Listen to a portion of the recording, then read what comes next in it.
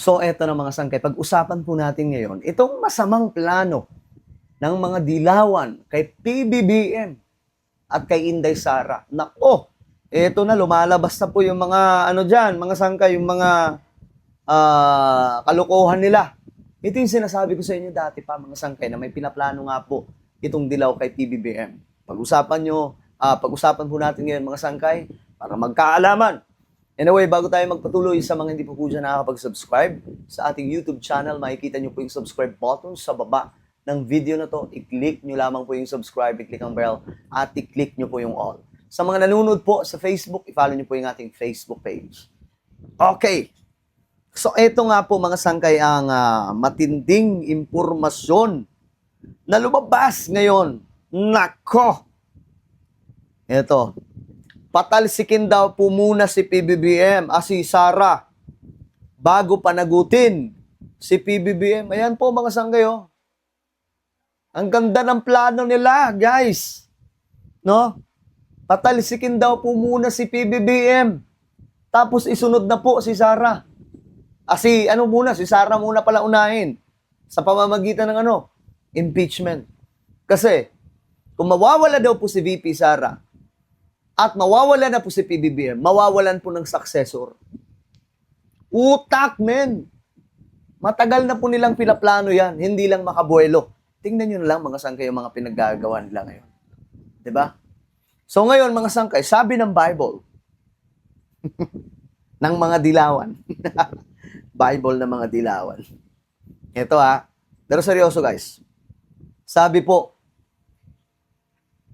ng pasabog na ito, iminungkahi ni Attorney Jose Virgilio Bautista na unahin muna ang pagpapatalsik kay Vice President Sara Duterte bago isulong ang pananagutan ni Pangulong Ferdinand Marcos Jr. dahil sa magiging epekto ng presidential succession. Ngayon, sa mga loyalista dyan, no, sa mga kapwa po natin loyalista ni Apo Lakay, ni Ferdinand E. Marcos Sr. Narinig nyo? Yun ang pinaplano nilang masama laban kay PBBM. Kita nyo kung gaano kataksil. Ngayon mukha silang kakampi. Kaya ako mga sangkaya, pasensya na pero sobrang magiging honest lang ako. Wala akong tiwala sa mga dilaw. Ang dilaw ay dilaw. Masakit man pakinggan, but guys, makinig kayo. No, ang dilaw po ay dilawan. Traidor yan. Traidor yang mga yan. Mahirap po makisama dyan. No? Mahirap makisama dyan. I'm sorry kung may mga masasaktan dyan. Pero never po ako nakipag-engage sa mga dilaw. May nakita nyo ba ako mga sangkay? Nakihalubilo sa mga dilawang mga influencers? No! Hindi. Never po natin yung ginawa mga sangkay. Bakit? Bakit? Traidor yung mga yan eh.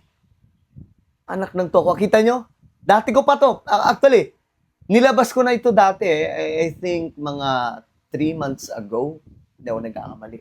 Sinabi ko na to na may pinaplano yung dilaw laban kay PBBM. At ngayon, mga sangkay, nakukumpirma po natin. Diba?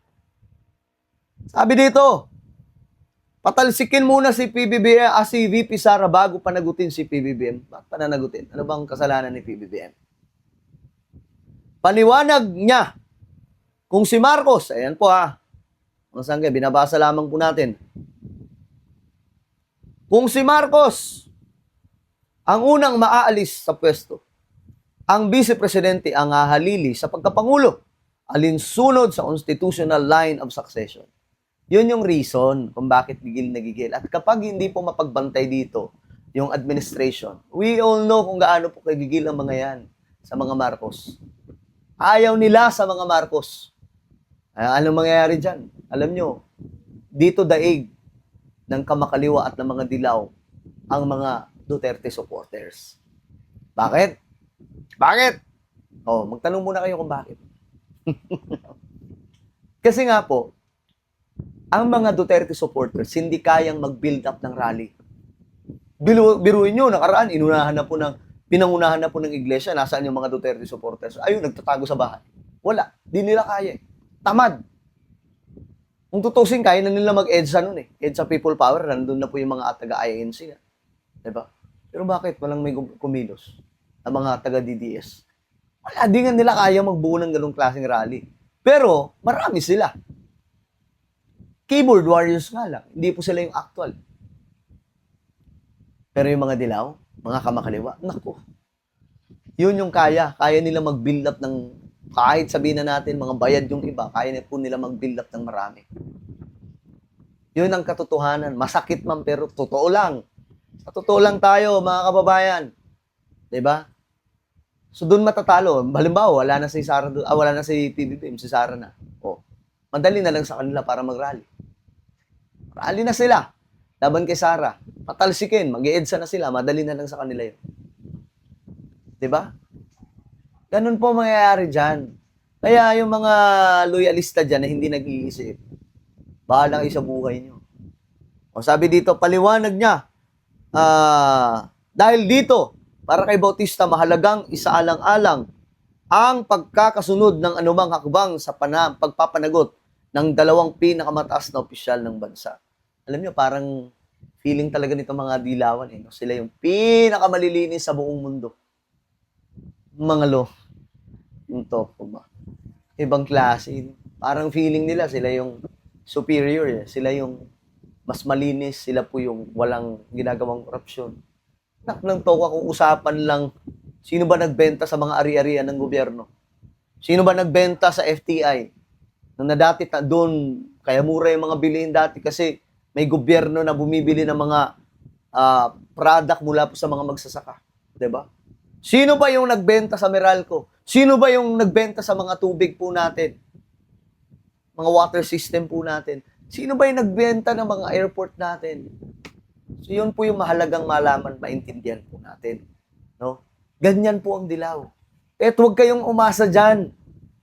Yung mga yung mga loyalista na nakikipagkampiyan sa mga dilaw, enjoy. Good luck, boy. No, good luck. Ako, loyalista po ako ni Apulahay. Hindi po ako magpapaloko sa mga dilaw. Dahil alam ko kung paano sila maglaro at alam ko yung mga nasa utak nila. Ayaw nila sa mga Marcos. Ngayon, sumasakay sila kasi si PBBM sumasakay din sa kanila. Pero, what if wala na po si PBBM? Anong gagawin nila? Nako, marami! Kakasuhan yan si PBBM kung ano-anong kaso. Kala nyo, mga Duterte lang. Hindi lang mga Duterte. Kung mga Duterte, pwedeng maghigante. Yung mga dilawan, magkano din yan, gagawa rin po yan ng movement laban po kay PBBM. No? Pag wala na siya sa pwesto. Alright? Well, ano po ang inyong opinion? Comment down below. Ito po yung sikretong plano ng mga dilawan kay PBBM. Okay? Ano po ang inyong opinion? Comment down below. Ano po yung magpapaalam? Huwag niyong kakalimutan i-subscribe ang ating YouTube channel. Mag-iingat pong lahat. God bless everyone.